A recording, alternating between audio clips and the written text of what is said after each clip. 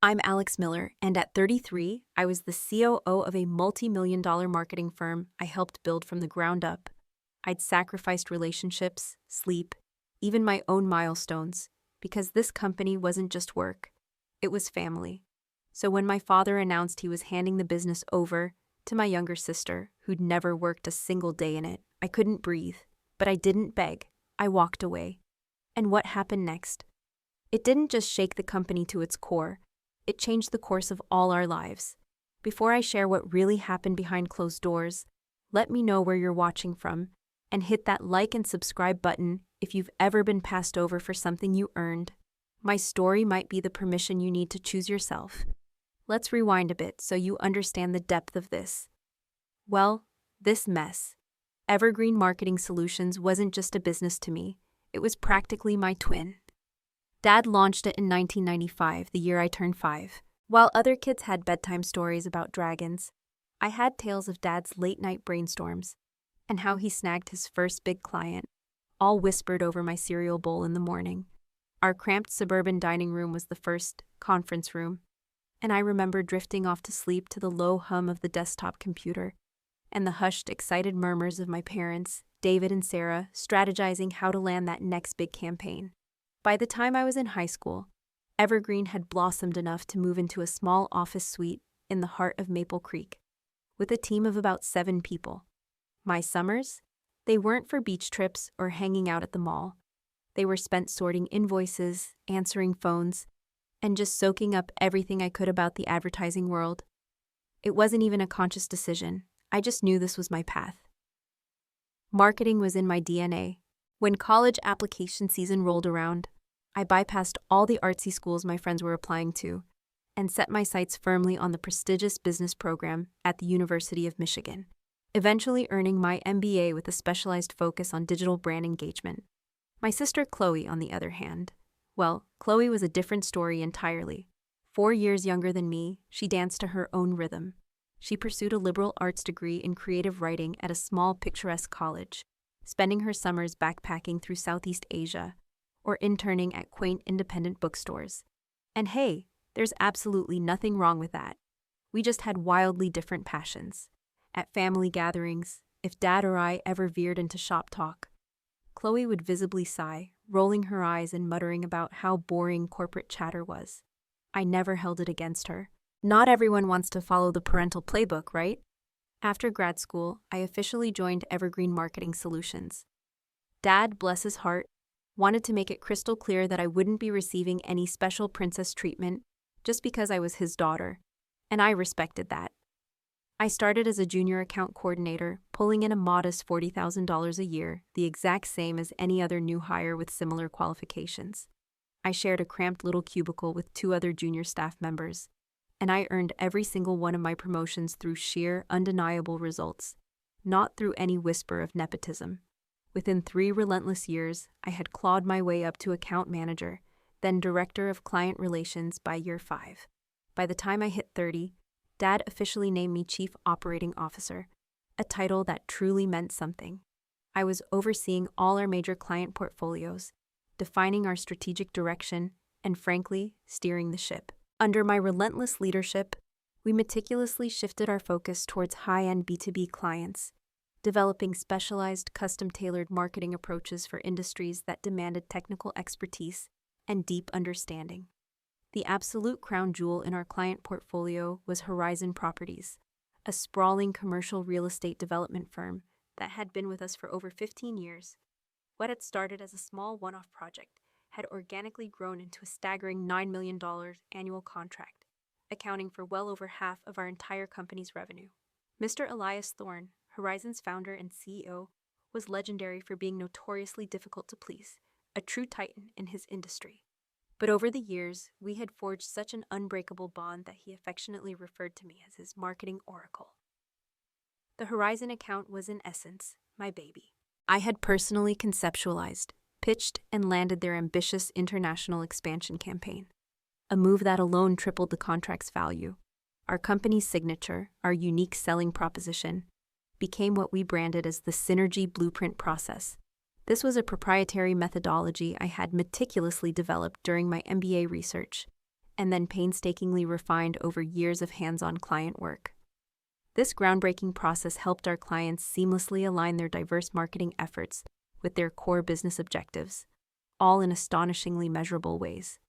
It was this innovative methodology that truly transformed Evergreen Marketing Solutions from a respectable local agency into a regional powerhouse, skyrocketing our annual revenue from a modest $3.5 million to that impressive $16 million over the decade I dedicated my life to working there.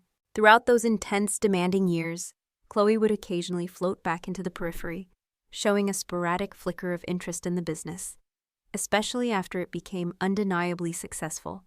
She'd drop by the office when she was between her various passions, asking casual, almost detached questions about what exactly we did all day.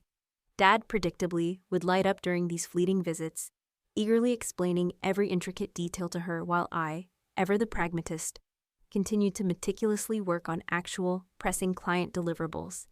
I noticed these subtle patterns, of course, but I foolishly dismissed them as nothing more than harmless family dynamics, Dad's way of indulging his youngest. Our parents, David and Sarah Miller, were traditional in so many ways.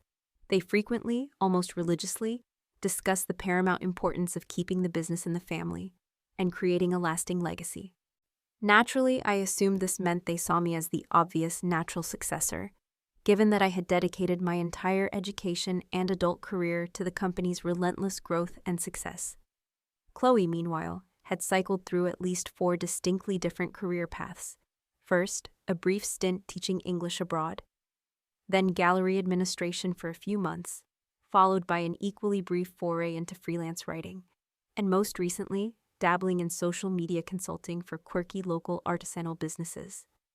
What I tragically failed to recognize was how my parents' deeply ingrained traditional values extended to more antiquated, almost archaic notions of family hierarchy. Despite the undeniable march of changing times, they stubbornly clung to the belief that family businesses should ultimately be passed down to the eldest male heir, or, in our specific case, with no brothers in the picture, to the daughter who might marry and, in their outdated view, continue the family name. Chloe had, quite recently, become engaged to Liam Anderson, the son of an incredibly prominent old money family in Maple Creek, a family steeped in generations of perceived status and influence. I, on the other hand, remained fiercely single, singularly focused on my career, my ambition burning bright. This crucial background, this deeply personal context, is absolutely essential to truly grasp why what unfolded next felt like not just a crushing professional betrayal, but a raw, deeply personal affront, one that utterly challenged and shattered everything I thought I knew about my own family's core values. The evening itself began normally enough. Mom had extended her usual invitation for Sunday dinner, a sacred ritual we observed monthly as a family. She'd prepared her legendary pot roast, the aroma wafting through the house, and Dad, in a rare display, had uncorked a truly expensive bottle of aged Cabernet Sauvignon, a subtle sign, I now grimly realize, that they were marking a truly special occasion. Chloe arrived with her fiancé, Liam, and there was an unusual, almost buzzing energy in their demeanor. In retrospect, the subtle signs were undeniably there, the fleeting conspiratorial glances exchanged between them, Mom's slightly nervous, almost forced laughter, Dad's overtly ceremonial tone as he asked us all to gather in the living room after dinner for what he dramatically termed an important family discussion. We dutifully assembled in the cozy living room, steaming mugs of coffee and a platter of Mom's homemade apple crisp in hand. Dad cleared his throat, a theatrical gesture that instantly commanded attention, and began to speak, his voice resonating with a practiced gravitas. He spoke at length about legacy, the profound importance of family, and how immensely proud he was of what Evergreen Marketing Solutions had become. I sat there, a hopeful smile playing on my lips, fully assuming this grand preamble was unmistakably leading to a monumental announcement about my inevitable future leadership role. After all, I had been effectively running the daily operations for the past 2 years, effortlessly handling the lion's share of the strategic heavy lifting, while Dad had comfortably semi-retired, content to play the role of esteemed patriarch. As you all know, he began, swirling his snifter of brandy with a studied air, I've been giving a great deal of thought to succession planning. I'm not getting any younger, and it's time to formalize the future of this company to ensure its enduring prosperity. Mom nodded encouragingly, her gaze fixed on him, as he continued, his voice gaining a determined cadence. After careful consideration and many discussions, Patricia and I have decided that the best path forward, the most secure and prosperous future, is to transfer full and complete ownership of Evergreen Marketing Solutions to Chloe. The words hung in the air, thick and suffocating, for what felt like an eternity, before my mind could even begin to process their utterly devastating implications. Chloe, my younger sister who had never worked a single day at the company, who possessed absolutely zero discernible business acumen, was being handed 100% ownership of the thriving enterprise I had meticulously helped build and nurture for an entire decade. Chloe has shown great interest in continuing the family legacy, Dad continued, seemingly oblivious to, or perhaps simply not caring about, the profound shock that had rendered me utterly frozen in place. With her fresh perspective and Liam's robust business background, we truly believe they'll take the company in exciting, innovative new directions. Chloe beamed, a radiant, almost triumphant smile illuminating her face, not seeming to notice, or perhaps simply not caring about, the raw, unadulterated shock that had just slammed into me. "Oh, Dad, I've got so many ideas for refreshing the company image," she gushed, her voice bubbling with an almost childlike enthusiasm. "The current branding is getting a bit stale, don't you think? And I think we really need to pivot heavily toward more lifestyle-oriented clients, something fresh and trendy." The stale branding she so carelessly referred to was a comprehensive, award-winning identity system that I had personally developed just 2 years prior, a system that had, in fact, won 3 prestigious industry awards for its innovative design and strategic impact. "Of course, Alex," Dad added, his tone laced with what he likely imagined was a generous, magnanimous concession. "We absolutely want you to continue in your current role. Your experience is invaluable, truly. And you can help mentor Chloe as she learns the business, guide her through the ropes." The words hit me with the force of a physical blow. I would be mentoring my own sister, my younger sister, as my new boss. My sister who, I was quite certain, couldn't tell the fundamental difference between a meticulously crafted marketing plan and a basic media kit. The sheer absurdity of it all was dizzying. After what felt like an interminable dinner where I mechanically picked at my food, my mind reeling, I finally managed to ask my parents if I could speak with them privately. We retreated to Dad's home office, a room that felt like a sanctuary, its walls adorned with the countless company awards my tireless work had painstakingly earned over the years. I asked the obvious, the agonizing question, my voice barely a whisper. "Why?" "Honey, you're already so successful," Mom said, her voice soothing, almost condescending, as if my success were a burden to be relieved of. "Chloe needs this opportunity to grow, to find her footing. You've always been the capable one, the strong one." "I'm capable because I've worked incredibly, unbelievably hard," I shot back, struggling desperately to keep my voice steady, to prevent the raw emotion from completely fracturing it. "I've dedicated my entire adult life to growing this company, to making it what it is today." Dad leaned back in his plush leather chair, a studied, almost detached expression on his face. "And we appreciate that, Alex, truly. You've done an excellent job. No one disputes that. But that was your job. What we paid you to do. Chloe needs this chance to establish herself, to build her own legacy." His words stung like 1,000 physical slaps. 10 years of grinding, 60-hour weeks, countless sacrificed weekends, cherished vacations postponed indefinitely. All of it, every ounce of my effort, every drop of my passion, reduced to nothing more than just doing your job.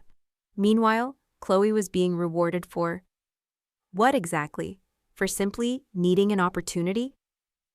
The injustice of it was nauseating. I tried desperately to reason with them, to appeal to their business sense, to articulate the devastating implications of their decision. Horizon Properties works with us specifically because of the relationship I've meticulously built with Elias Thorne, I pleaded, my voice rising slightly in exasperation. Most of our major clients deal directly with me, with my team. My personal relationships are a cornerstone of our success. Clients work with the company, not individuals, Dad dismissed, waving a dismissive hand, as if my contributions were easily replaceable. They'll adjust. They always do. It became agonizingly clear that no logical argument, no impassioned plea, no amount of undeniable evidence would ever sway them.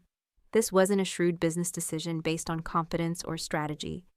This was a purely familial one, steeped in outdated traditions and hidden biases. It was a decision that ruthlessly revealed how they truly viewed my decades of unwavering contributions.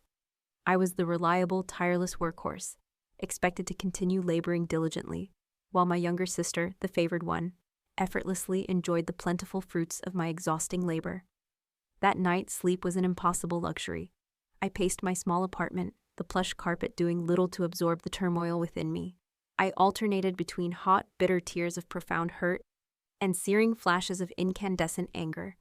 By the time the first tentative rays of dawn peeked through my blinds, I had made my decision. A cold, resolute clarity had settled over me. I would not stay. I would not stay to patiently train my utterly inexperienced sister to run the company that, in every fiber of my being, I believed should have been mine. I would not continue pouring my very soul, my energy, my expertise, into building something I would never, ever have a true stake in. For the very first time in my adult life, I consciously and unequivocally chose myself. I chose my self-respect, my future, over the stifling weight of familial expectations and antiquated notions of loyalty. I drafted my resignation letter at 4:00 a.m., the words flowing with a chilling professional precision. I printed it at a brightly lit 24-hour coffee shop, the smell of stale coffee and industrial cleaning solution doing nothing to calm my racing heart. And then, with a strange mix of dread and exhilaration, I had it neatly placed on my father's desk by 7:30 the very next morning. The resignation letter itself was 2 pages long, meticulously professional, utterly unemotional, and effective immediately. I meticulously outlined a comprehensive transition plan for my ongoing projects, and as a final quiet act of defiance and professionalism, included a USB drive containing all relevant files, client histories, and essential contact information. I didn't waste a single word on the real, raw reason for my departure.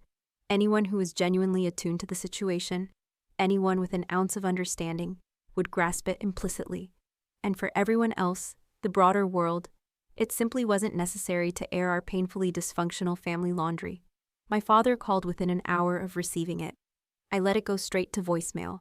He left a message, his voice cycling through various stages of shock, then rising to anger, and finally settling into a terse, almost pleading request to not do anything hasty. I texted back a single, unyielding line. My decision is final. I had one major obligation left, one I absolutely would not shirk. A scheduled strategy meeting with Elias Thorne of Horizon Properties that very afternoon. Mr. Thorne had specifically requested my personal presence to discuss their upcoming fiscal year marketing plan, a crucial, high-stakes discussion. I arrived at the office, my professional facade firmly in place, and conducted the 2-hour meeting with complete, unshakable professionalism, not once letting on that anything fundamental had irrevocably changed in my life, or in the company's trajectory. Mr. Thorne seemed utterly pleased with the strategic direction we outlined, shaking my hand warmly as he prepared to leave. "Alex," he said, his gruff voice surprisingly gentle, his eyes holding mine. "I've worked with a lot of marketing people over the years, a lot of agencies.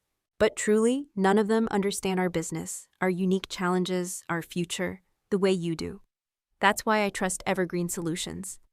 Those words resonated deeply, like both a profound validation of my worth and a cruel, ironic twist of the knife in my heart. I offered him a small, polite smile and thanked him, knowing with a chilling certainty that it was likely the last client meeting I would ever conduct for the family business I had given so much to. Back at my office, the atmosphere was thick with unspoken tension. Word had, predictably, spread like wildfire. I began the quiet, methodical process of clearing out my personal belongings, each framed photo, each small memento, a painful echo of the years I had spent there. Thomas Green, our sharp marketing director and my indispensable right-hand person for 5 years, stood silently in my doorway, looking utterly shell-shocked, his face pale. "This is about Chloe getting ownership, isn't it?" he asked quietly, his voice laced with a raw understanding. I maintained my professional demeanor, the one I had painstakingly cultivated over the years. I'm pursuing other opportunities, I replied. The standard, utterly meaningless corporate non-answer. Thomas wasn't buying it. Alex, we've worked together too long for that BS, he said, stepping closer, his voice low and urgent. Half the clients we have, the really big ones, came on board because of your reputation, your personal connection. Horizon specifically asked for you by name for your guidance.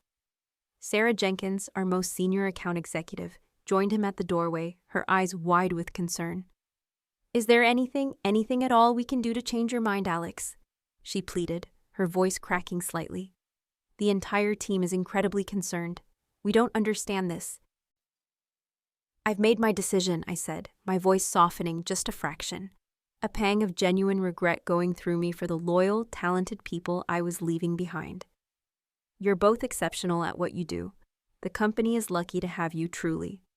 As I continued to pack my framed awards and personal photographs, Andrew Mitchell, our brilliant creative director, dropped by with a more pragmatic, almost cynical warning.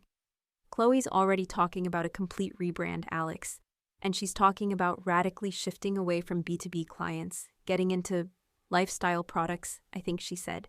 She doesn't understand that our technical expertise, our deep industry knowledge, is what fundamentally distinguishes us from every other cookie-cutter agency in the region. We'll be just another small shop. I simply nodded, the information washing over me with a strange sense of detachment. It wasn't my problem anymore, though I admit a sharp pang of guilt, a genuine heartache for the dedicated team I was abandoning, twisted in my gut. By noon, Chloe arrived. A whirlwind of vibrant, almost ostentatious energy. She breezed past my office without so much as a glance or a nod of acknowledgement. An hour later, I heard the unmistakable sounds of furniture being moved, scraped across the floor. Peering cautiously down the hallway, I saw maintenance staff carefully carrying my sturdy, well-worn mahogany desk out of my office, while Chloe, hands on hips, imperiously directed a high-end interior decorator about new paint colors, trendy art installations, and chic, modern furniture placement. She was quite literally erasing my very presence, my decade of tireless work, my physical mark on the company before I had even completely left the building. The staff, a silent, somber audience, watched this brazen display with poorly concealed dismay, their faces a mixture of confusion and growing resentment. Many of them had been with the company for years, some even predating my arrival, and had demonstrably thrived under my leadership style, my structure, my clear direction. Chloe's very first mandate, a sweeping declaration issued via a company-wide email, or while I was still clearing out the last of my meager personal items, dramatically announced a new, casual creative culture with flexible hours based on inspiration rather than rigid schedules.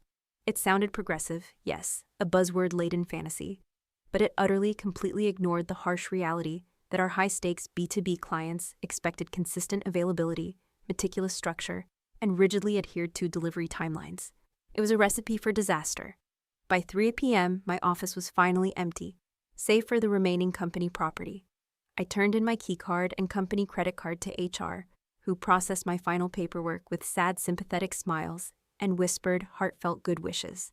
As I walked through the creative department one last time, a silent, almost reverential act, several team members, without a single spoken word, stood up from their desks, a collective, silent show of respect that nearly shattered my carefully constructed composure. I managed a weak nod of thanks, my throat tight, and continued onto the elevator, the heavy doors sliding shut behind me, sealing off a chapter of my life. Outside, on the sun-drenched pavement of Maple Creek, I took one last lingering look at the modern glass-fronted building where I had spent countless grueling hours, where I had poured every ounce of my being into building something I had truly believed would someday be mine, my legacy. Then I slid into my car, started the engine, and drove home.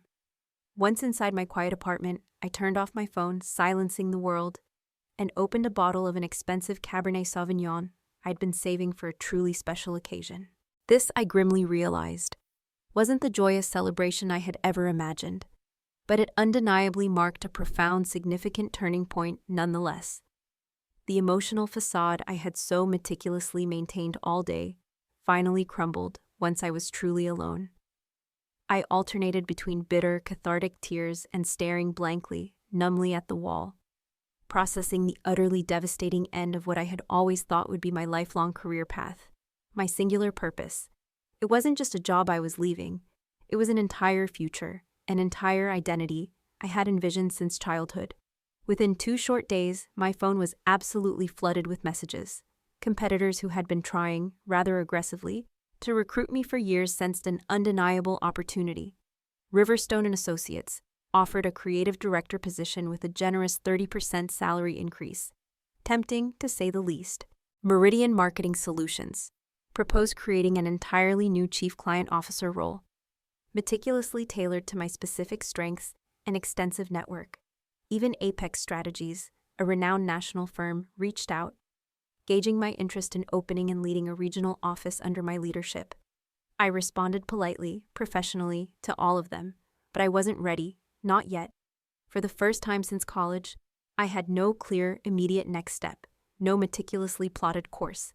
The thought was both terrifying in its uncertainty and, strangely, liberating in its boundless possibility.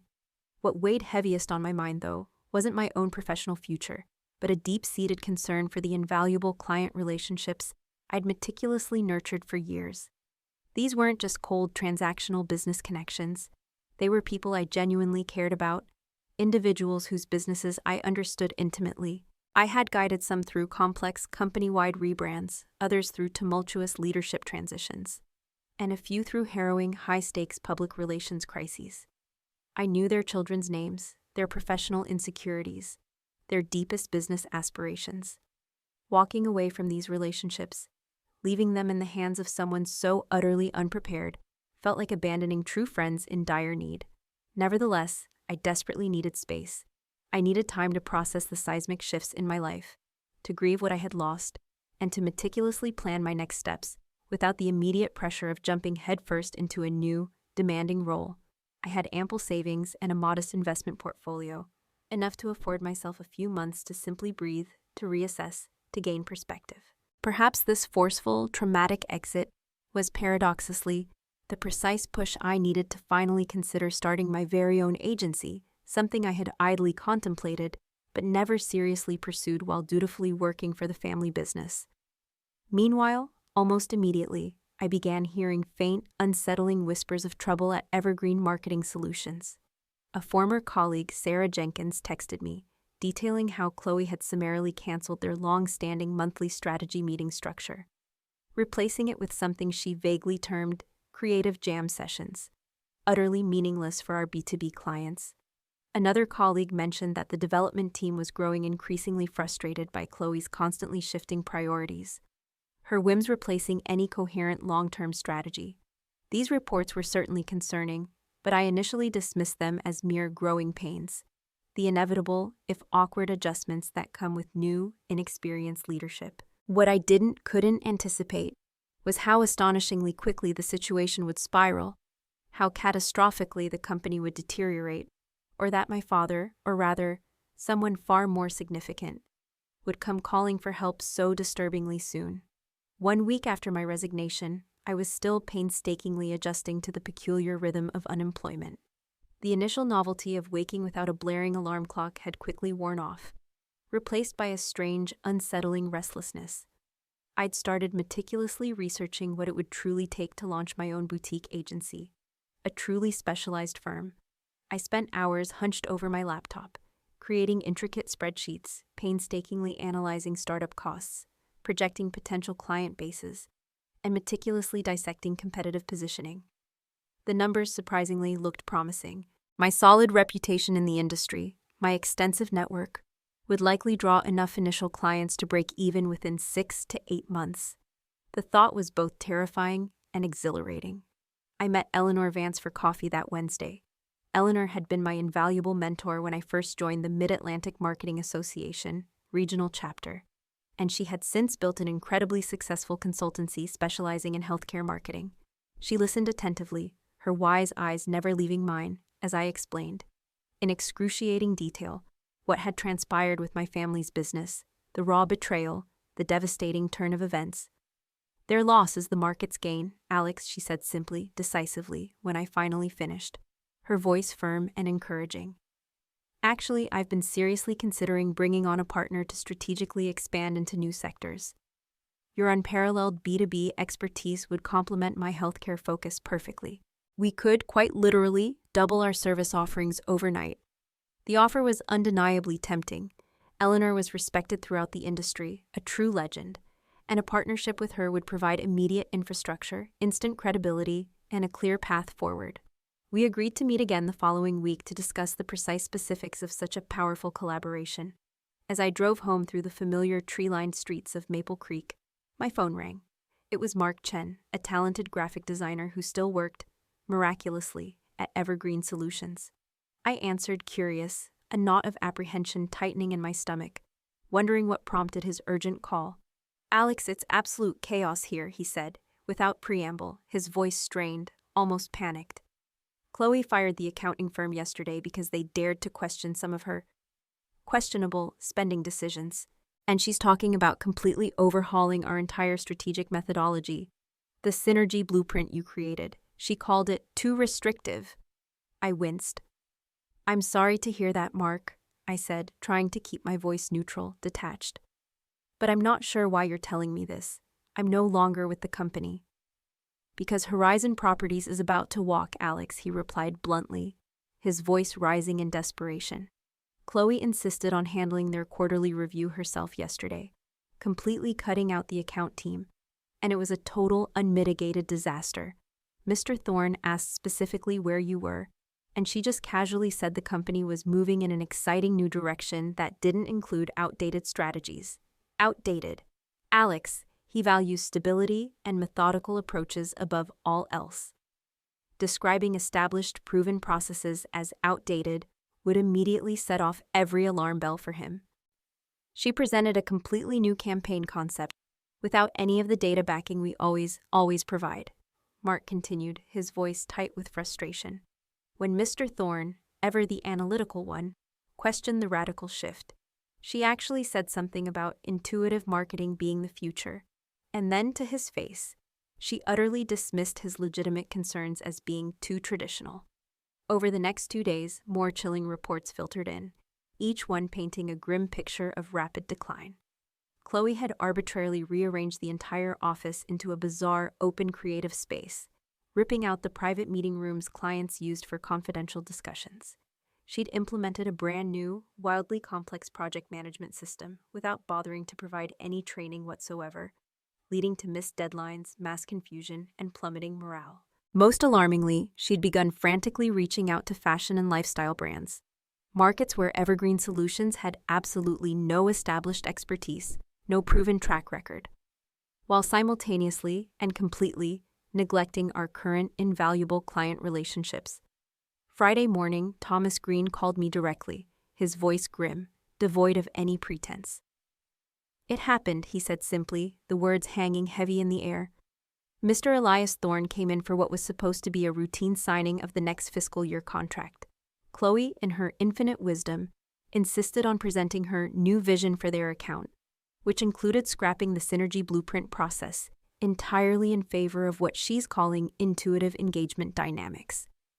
"That's not even a real methodology, Thomas," I replied, pinching the bridge of my nose, a dull ache beginning to form behind my eyes. "Exactly," he exclaimed, the frustration evident in his voice. "When Mr. Thorne, ever the pragmatist, asked for case studies or results metrics, any shred of actual data, she couldn't provide any, not a single one. Then she made it astronomically worse by brazenly suggesting that Horizon Properties' current marketing approach was behind the times and that their brand desperately needed a youthful refresh. For a commercial real estate development firm focused on industrial properties and cutting-edge medical facilities, the very idea was ludicrous. I could picture Mr. Thorne's expression with agonizing clarity.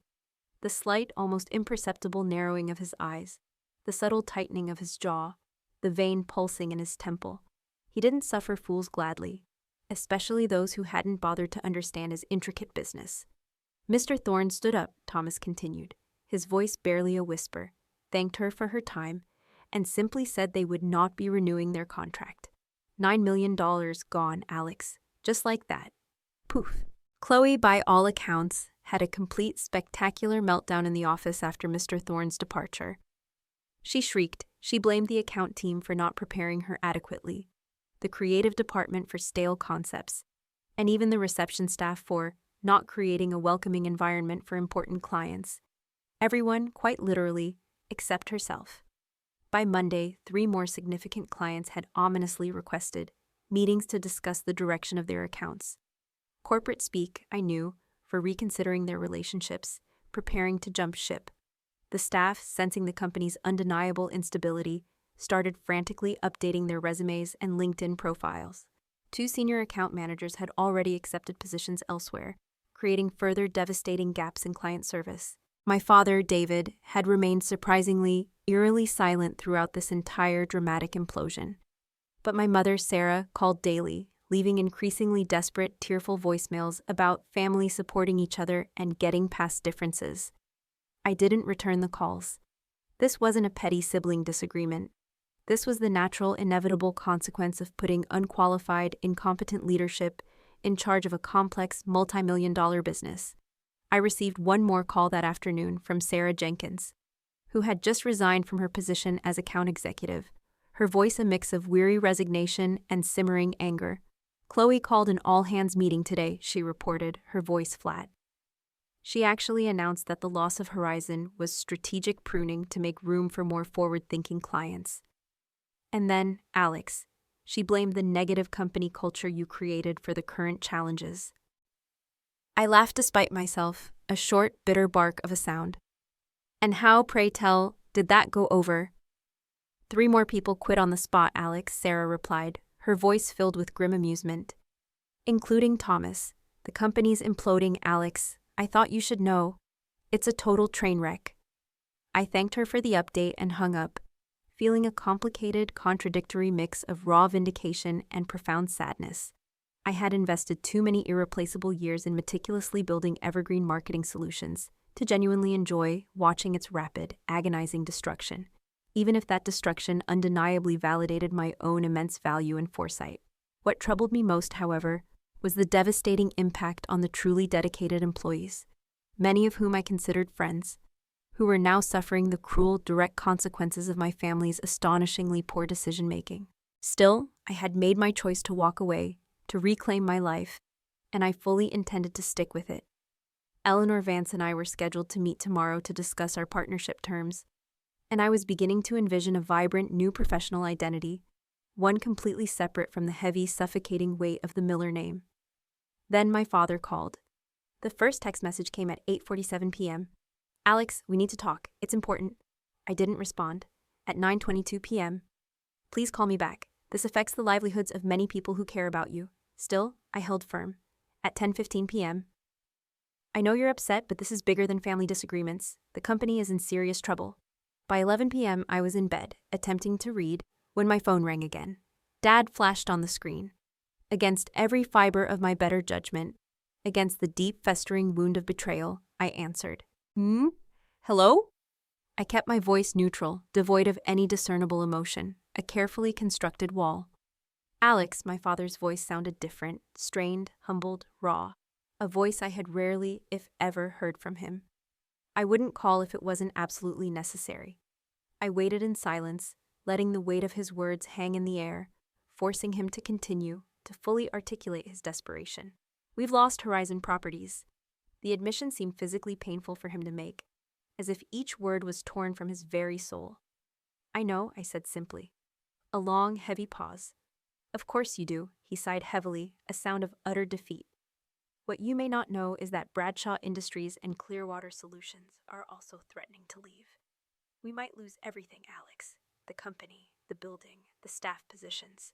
Everything I built. Everything we built together. What does Chloe think about all this? I couldn't help the sharp edge that crept, unbidden, into my voice, a flash of the old bitterness. He hesitated, a moment of profound shame in the silence. She's not handling it well. She wasn't prepared for this level of responsibility. No kidding, I retorted flatly. I'm calling to ask. He paused again, and I could almost physically hear the immense cost of his pride in the suffocating silence. I'm calling to ask for your help, Alex, please. My help? I repeated, my voice flat, incredulous. You mean the help of someone who was just doing her job? The help of someone who wasn't worth even a small ownership stake in the company she poured her life into? The company she helped build from the ground up? I made a mistake, he said quietly, his voice barely a whisper, broken. We made a terrible mistake. A terrible, terrible mistake. The admission, while undeniably satisfying in its raw honesty, did nothing to erase the deep, festering hurt that had taken root in my heart. What exactly are you asking me to do, Dad? Come back, please, Alex. Help us stabilize the situation. We can discuss terms, significant ownership, whatever you need. Just don't let the company collapse. There are 40 families depending on those jobs. It was a masterful, calculated appeal, focusing shrewdly on the innocent employees, rather than on his own self-preservation or Chloe's reputation. He knew, intimately, that I cared deeply, passionately, about the team I'd helped build and nurture. I'll think about it, I said finally, my voice still guarded. That's all I can promise right now. Thank you, he replied, sounding genuinely, immensely relieved, as if a monumental weight had been lifted from his shoulders. That's more than I deserve, Alex. I hung up the phone and stared at the dark ceiling, my thoughts racing, a whirlwind of conflicting emotions. Part of me, the deeply hurt, vengeful part, wanted nothing more than to let them suffer the full, agonizing consequences of their short-sighted actions, to watch the entire empire crumble. Another part, the empathetic part, recognized that innocent employees, good people, were tragically caught in the crossfire, their livelihoods at stake. And a small, ambitious, almost predatory voice whispered subtly that this profound crisis, this desperate plea, represented an unprecedented, undeniable leverage I could finally use to claim, with absolute certainty, what I had always deserved, what should have been mine all along. The very next morning, my mother called. Unlike my father's humbled, almost broken approach, she alternated deftly between a seemingly sincere apology and outright heavy-handed emotional manipulation. "Oh, Alex, we're so sorry for not recognizing your incredible contributions," she began, her voice dripping with an almost theatrical sincerity. Then, predictably, she pivoted sharply. "But families, Alex, families need to stick together during hard times. Your sister is absolutely devastated. She cried all night, literally inconsolable. When that blatant attempt at eliciting a sympathetic response clearly didn't work, she tried another angle, a more desperate, guilt-inducing one. Your father hasn't slept in days, Alex. His blood pressure is through the roof. I'm truly worried about his health if this continues, if the company goes under." Finally, she cut to the real, pressing purpose of her call, her voice dropping to a conspiratorial whisper. "Your father mentioned offering you ownership. He's thinking 20% would be generous, very generous considering the circumstances." "The circumstances," I replied coolly, a wry, bitter amusement in my voice. "Being that Chloe ran the company into the ground in less than 2 weeks?" "Alex, she's trying her best," Mom exclaimed, her voice rising in defensive exasperation. "No one could have predicted Horizon would react so strongly." "Actually," I countered, my voice flat, emotionless, "I predicted exactly that.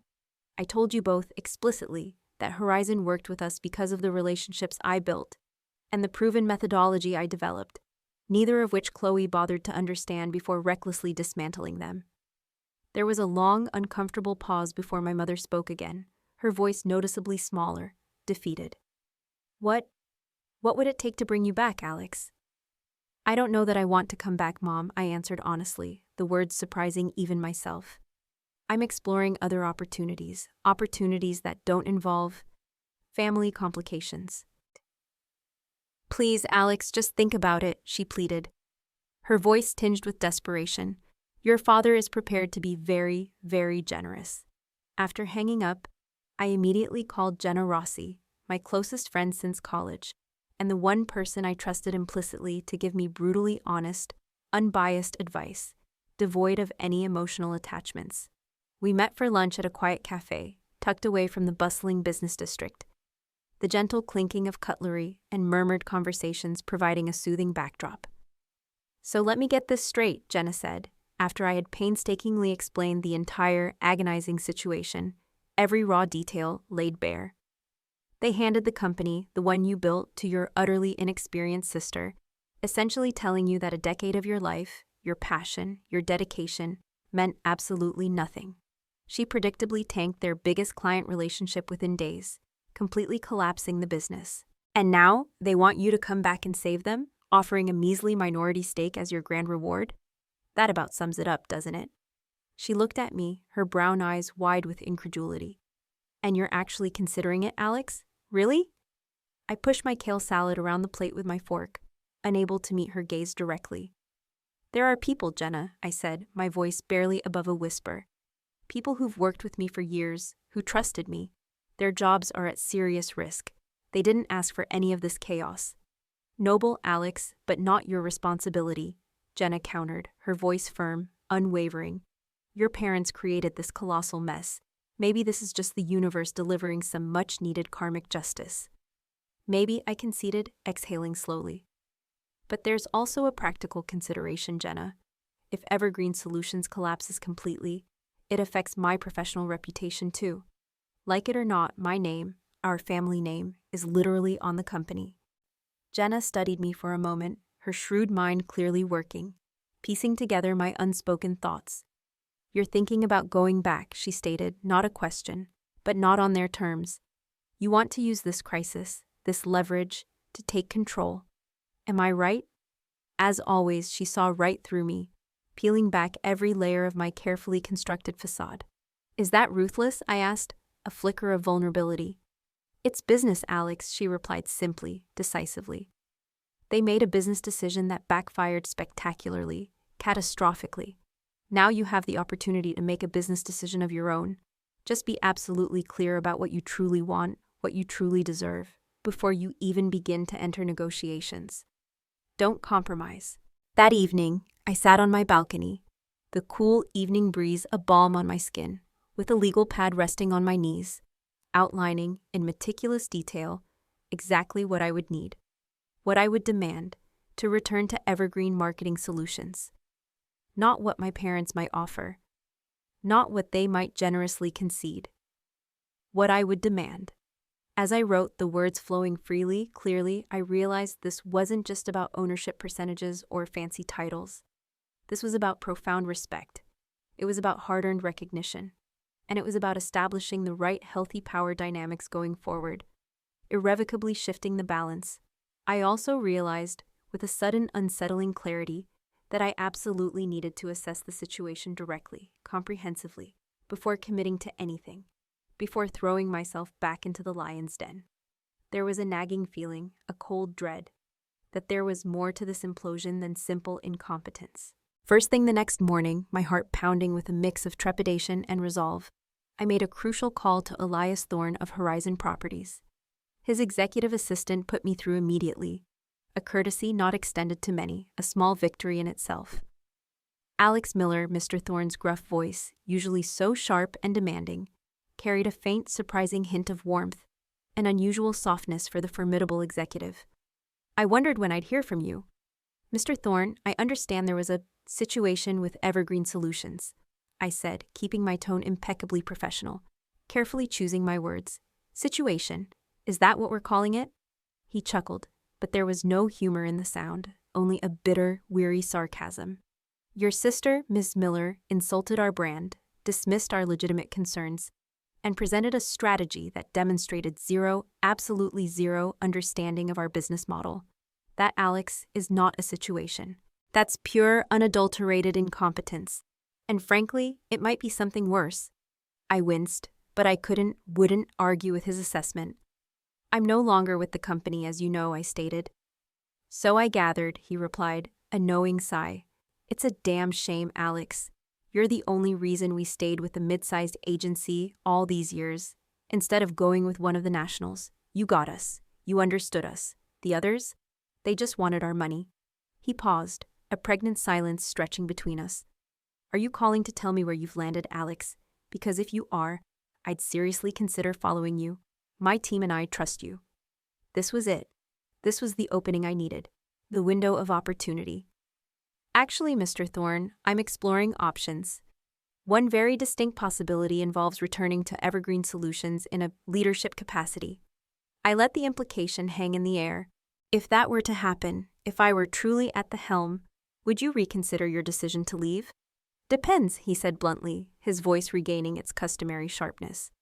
Would you have actual authority, Alex, real decision-making power, or would you just be window dressing, a pretty face, while your sister continues making catastrophic decisions from the background? I don't deal with figureheads. I wouldn't return without controlling interest and full, absolute decision-making authority, Mr. Thorne, I stated. My voice firm, resolute.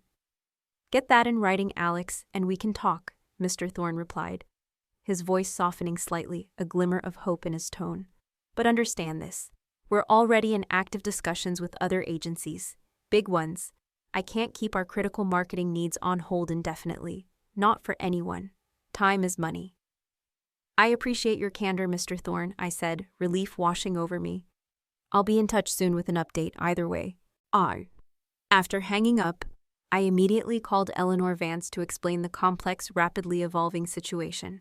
While clearly disappointed about potentially postponing our exciting partnership, she understood the nuanced complexities.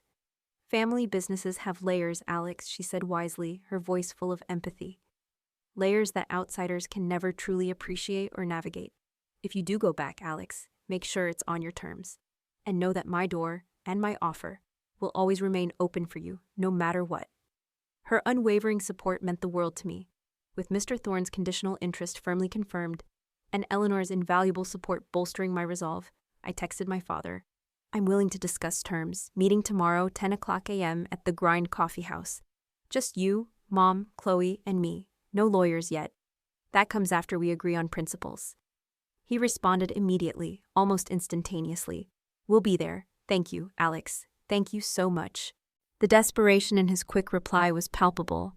I spent the evening preparing meticulously, as I would for any high-stakes, career-defining negotiation. I identified my absolute non-negotiables, anticipated every conceivable objection, and most critically, solidified my walkaway point. The line I could not cross. This wasn't just a raw business discussion. It was a profound redefinition of our family dynamics, a fundamental restructuring of power. Both aspects, the professional and the deeply personal, needed careful, strategic handling. The next day, I arrived at the Grind Coffee House 15 minutes early, selecting a quiet corner table with a modicum of privacy, away from prying eyes. I ordered a black coffee, the bitter aroma filling my nostrils, and reviewed my notes one last time, each point etched into my memory. At precisely 10 a.m., my family entered. My father, David, looked haggard, his face etched with worry lines. My mother, Sarah, appeared anxious, her hands clasped tightly in her lap. And Chloe, my sister, walked in sullenly, her eyes downcast, radiating a palpable resentment. Thank you for meeting with us, Dad began, his voice strained, once they were all seated around the small table. Let's be clear about something, I interrupted gently but firmly, my voice unwavering, commanding the space. I'm not doing this as a favor. This is a business discussion about whether my return to Evergreen Marketing Solutions makes sense for all parties involved, and on what terms. Chloe scoffed, a petulant, childish sound escaping her lips. Always so dramatic, Alex. Chloe, Mom chided quietly, a warning in her voice. I continued as if there had been no interruption, my gaze fixed on my father. Before we discuss specifics, I need to understand where things stand currently. Dad, what's the precise financial situation of the company? He hesitated, a moment of profound reluctance, then provided a grim, stark assessment. Beyond Horizon Properties' devastating departure, 2 more medium-sized clients, Everest Design and Summit Holdings, had already officially left, and 3 others had paused their ongoing projects, pending a comprehensive review of their agency relationship. The company, he admitted, was projecting a catastrophic 70% revenue drop within 60 days if nothing, absolutely nothing, changed immediately. We can weather it for maybe 3 months, he concluded, his voice heavy with despair, before widespread layoffs become not just a possibility, but a dire necessity. The building itself is on the line. I nodded slowly, letting the gravity of his words sink in, then turned my gaze to Chloe, my expression unreadable. "And what's your perspective on the situation, Chloe?" She shifted uncomfortably in her seat, her eyes darting away from mine. "The transition has been challenging," she mumbled, her voice almost inaudible. "The team hasn't fully embraced my vision, and some clients are resistant to change. With more time, I could—" "Time is exactly what the company doesn't have, Chloe," I cut in, my voice sharp, unforgiving. Horizon represented over half our annual revenue. Their departure alone creates an immediate cataclysmic financial crisis. You were warned, repeatedly. "So you're enjoying this, aren't you, Alex?" Chloe snapped, her head snapping up, her eyes blazing with raw accusation, suddenly finding her voice. "Seeing everything fall apart so you can swoop in and play savior, the conquering hero?"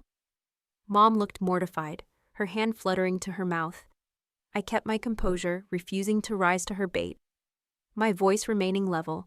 "Actually, I've been fielding calls from distressed former colleagues, people I care about, who are desperately updating their resumes, fearing for their livelihoods.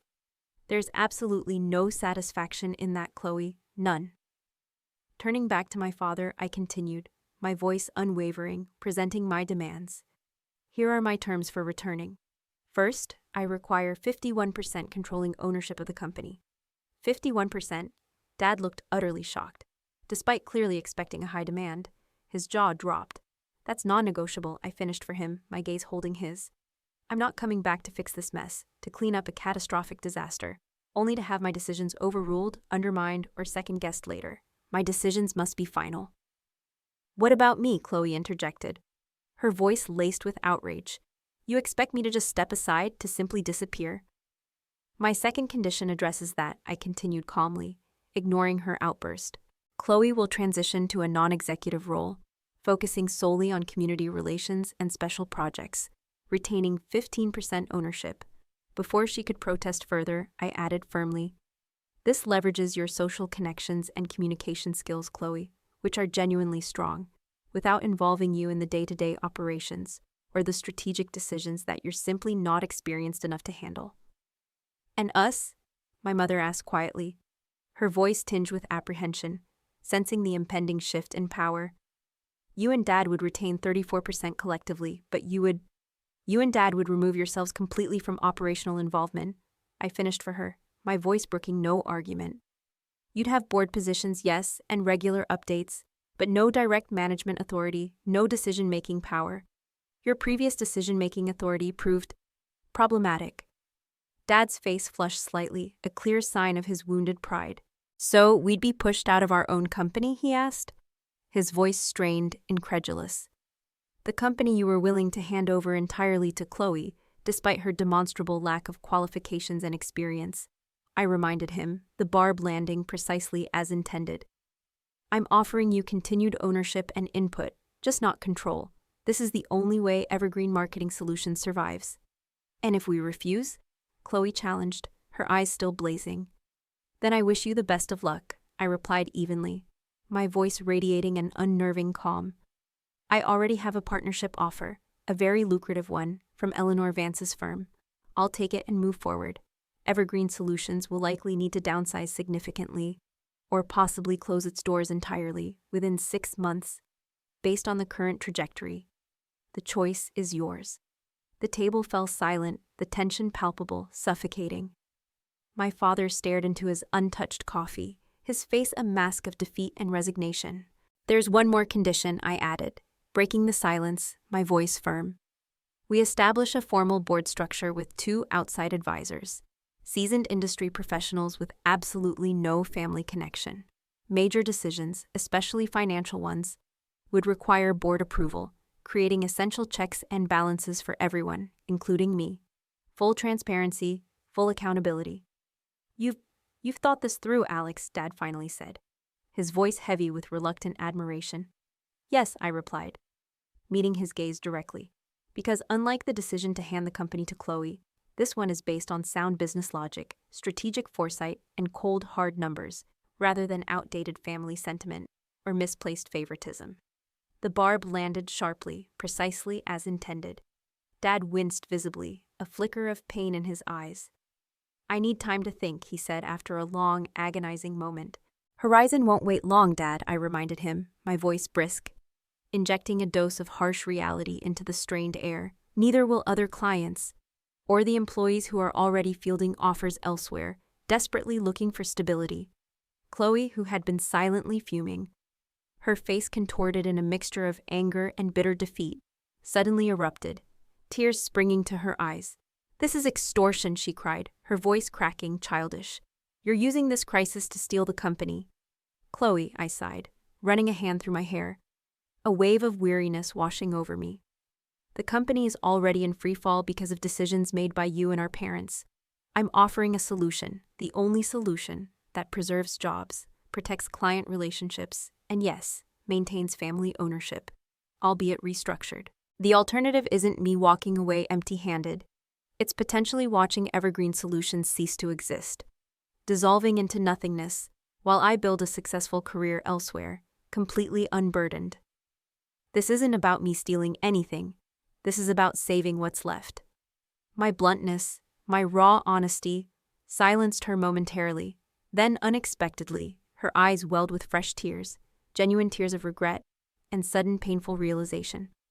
I never wanted any of this," she admitted quietly, her voice broken, barely a whisper.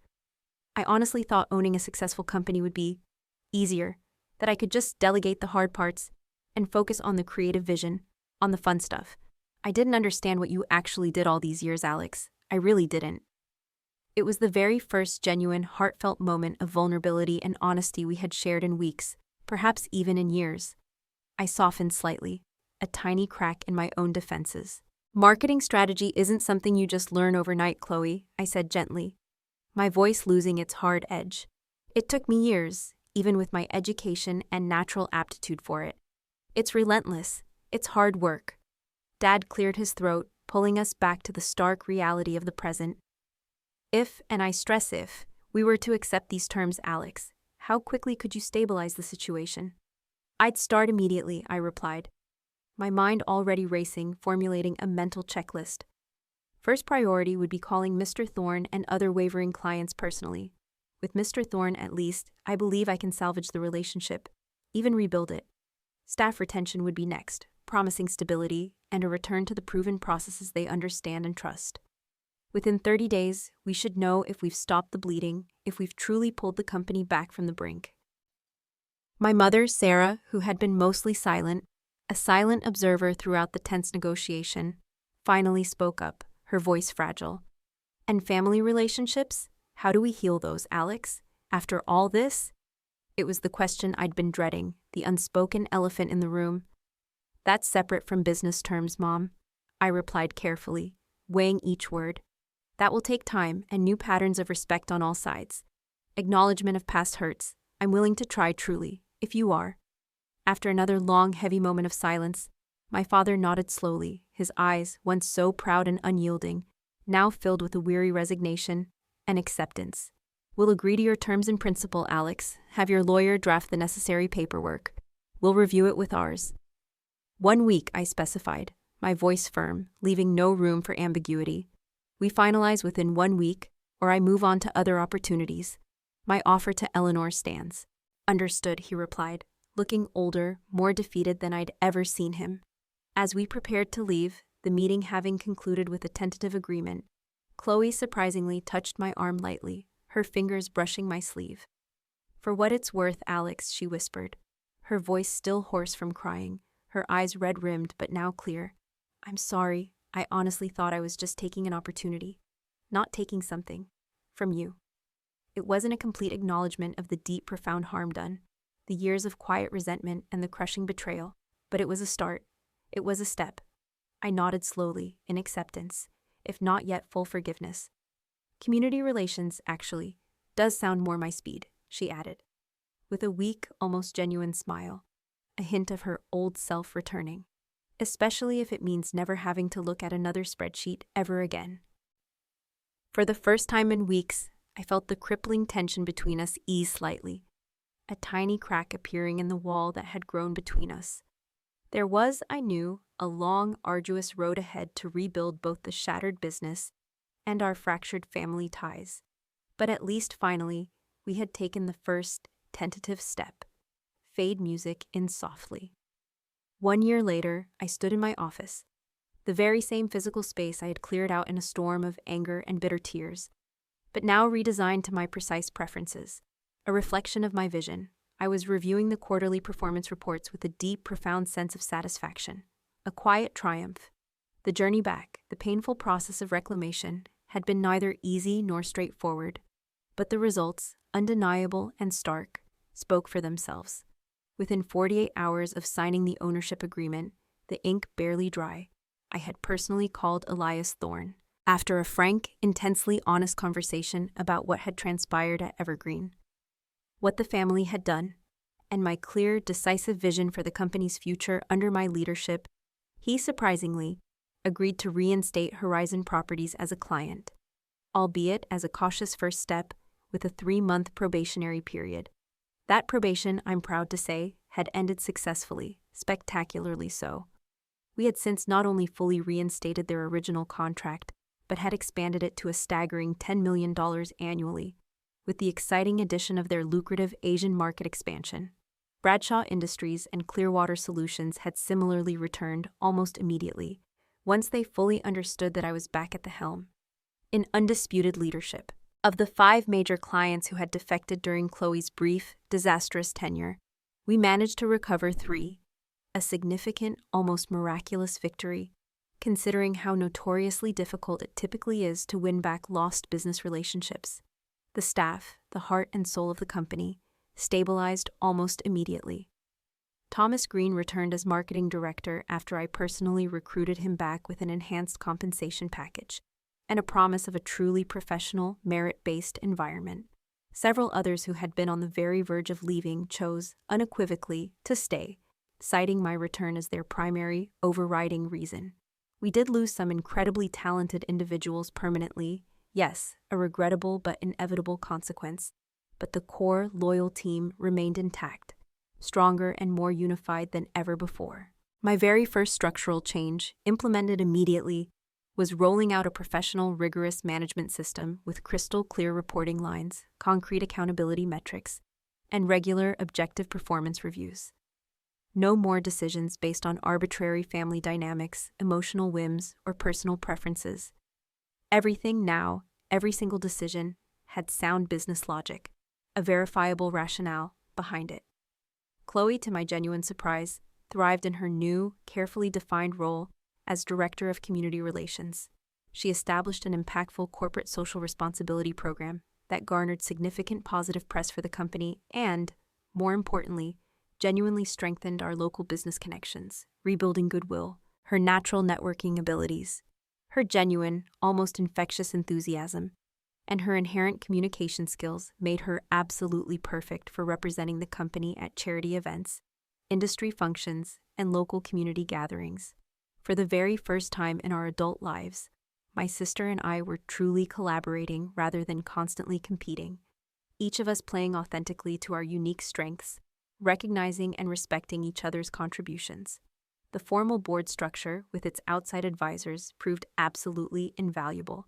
We successfully recruited Dr. Janet Blackwell, a former CMO of a Fortune 500 company, and Richard Delgado, a highly respected business consultant, as our independent directors.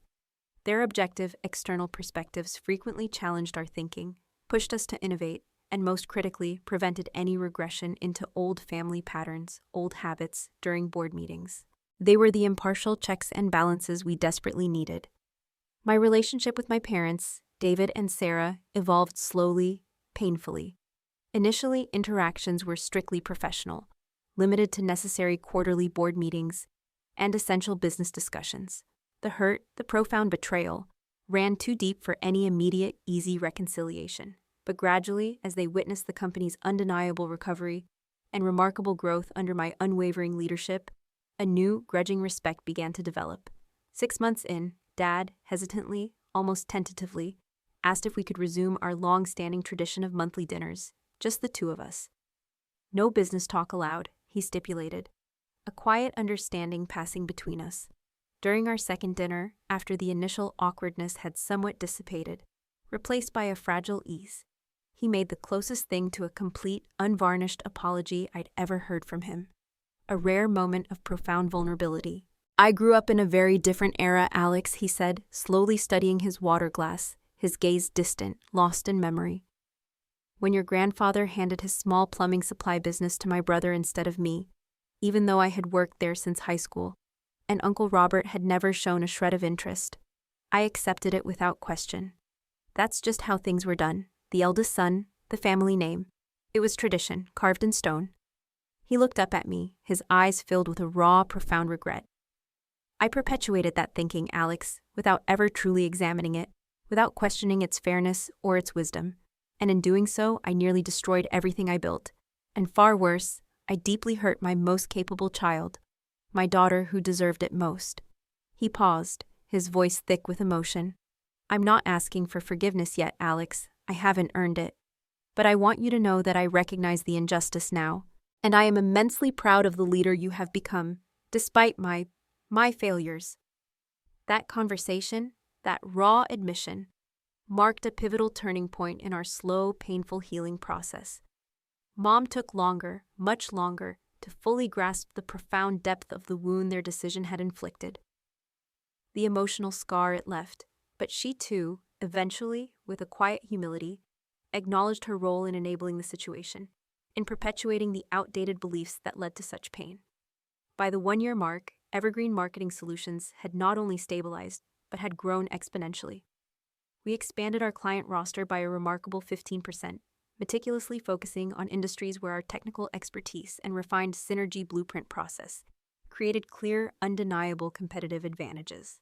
Our proprietary synergy blueprint process, the very methodology Chloe had so recklessly tried to discard, was now formally documented, rigorously protected as intellectual property, and had become our primary, most powerful market differentiator.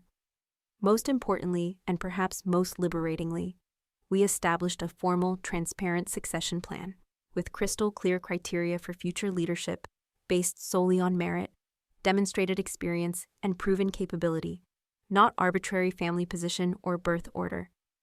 This plan was meticulously approved by the full board and transparently communicated to all employees, creating a much-needed sense of transparency and fairness about how future transitions would be handled. The crisis that had nearly destroyed both company and family ultimately forced a necessary, albeit painful, restructuring of both.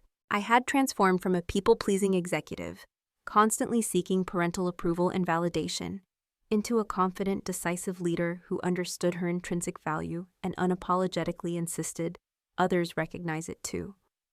Chloe had, against all odds, found a role that truly utilized her unique strengths, without forcing her into a position she was ill-equipped, perhaps even inherently unsuited to handle. Our parents had confronted their outdated thinking, their ingrained biases, and had, finally, begun the arduous process of making genuine amends, of rebuilding trust. Was it perfect? No. Family businesses, I've learned, never are. There were still occasional tensions, lingering disagreements about strategic direction, and moments when old hurts, like ghosts, resurfaced, casting a long, dark shadow. But the fundamental dynamic had irrevocably shifted, from entitlement to earned authority, from assumed roles to demonstrably proven capability. The greatest lesson I learned through this entire agonizing ordeal wasn't about complex marketing strategy or intricate business management. It was about personal worth. By walking away from something I had meticulously helped build, by paradoxically sacrificing what I thought I had, I gained the crucial leverage, the sheer power, to finally claim what should have been mine all along. Sometimes, you must be truly willing to lose everything, to walk away from what you cherish, to gain what you truly deserve. This profound realization, this hard-won truth, has completely transformed how I approach both my professional and my personal relationships. I no longer accept less than I'm worth. I no longer apologize for demanding appropriate recognition. The searing experience of being undervalued, dismissed, and betrayed by those closest to me created an unshakable determination never, ever to undervalue myself again. As I look toward the future, I'm building something stronger, more resilient, and far more enduring than what was lost. A company based on merit rather than obligation, on innovation rather than tradition. Relationships founded on mutual respect rather than unexamined expectation. And a personal identity grounded firmly in confidence, in self-worth, rather than a desperate, unending search for external approval. If you've ever stood at a similar crossroads, grappling with that agonizing choice between accepting what's offered and fiercely demanding what you truly deserve, I sincerely hope my story encourages you to advocate, unequivocally, for yourself. Your value, your incredible worth, doesn't diminish just because others, for whatever reason, fail to see it. Sometimes the greatest, most powerful act of self-respect is simply walking away. Walking away until the right terms, the just terms, are finally offered. What about you? Have you ever had to stand up for your worth in a family or work situation? How did you handle it? Drop a comment below, share your experience, your story. And if this story resonated with you, if it sparked something within you, please like, subscribe, and share it with someone who might need to hear that their value isn't determined by others' recognition. Thanks for watching, and remember, knowing your worth is always the first step to receiving it.